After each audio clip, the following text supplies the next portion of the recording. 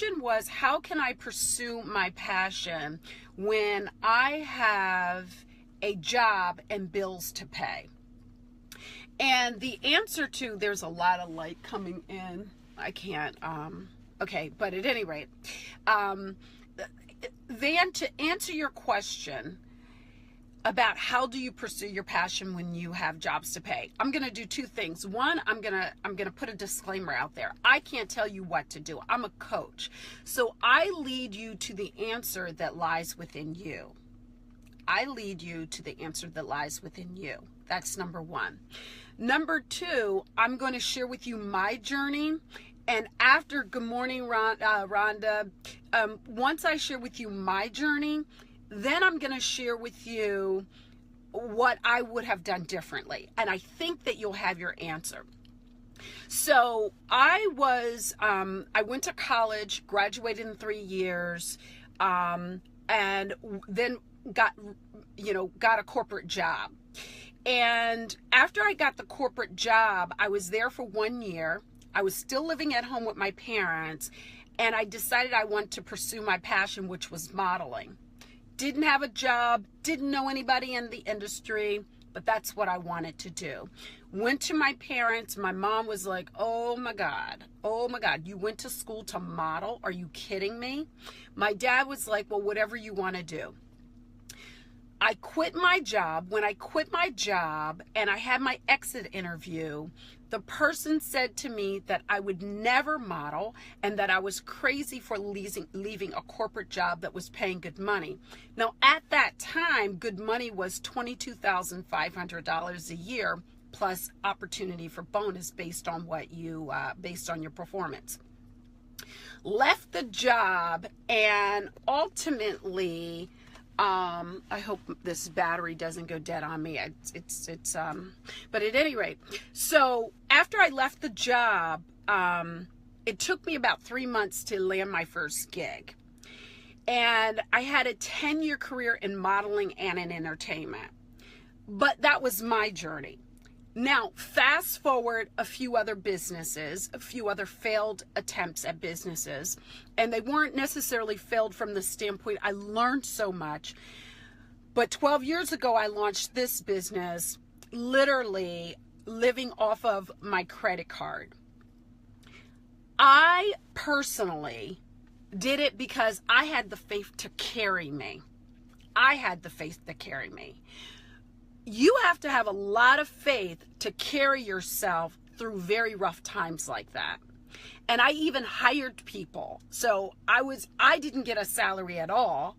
And it was just a dream I had. So this is what I want you to get. When you are not paying your bills or you find it difficult to pay your bills, in my opinion, my experience is that you feel anxious. It hinders full creativity. It really doesn't give you the power that you need to have in the negotiation or at the negotiation table, because you are more focused on getting the job than serving the client. Now that I'm in a different space in my life and I've written 4 books and I coach and you know the story, I don't have that stress. I would not today, if I did it differently, I would have grew my business while I was working because I could have been most creative. I wouldn't have had the stress that I had to go through. And I think that when I went to the table, there would have been a lot of contracts or a lot of money I wouldn't have left on the table because I was so anxious. And negotiation is an art within itself. And when you need money, you can't be creative and really be your best self. So to answer your question, ultimately it's up to you. Secondly, pay attention, learn from other people. The way I did it, a lot more stress, a lot more anxiety, a lot more uncertainty. But 3, I've watched other people grow their business while they have a job. Now, this is what you have to get. you're going to have to work really hard to run a business. Whether you do it full-time or part-time, this is no cakewalk. And I'm not going to sit here and tell you, people say, oh, I made $1.5 million in the last year. Yeah, hogwash. I don't care how many strategies I teach you, you still have to go through the process of building your audience and really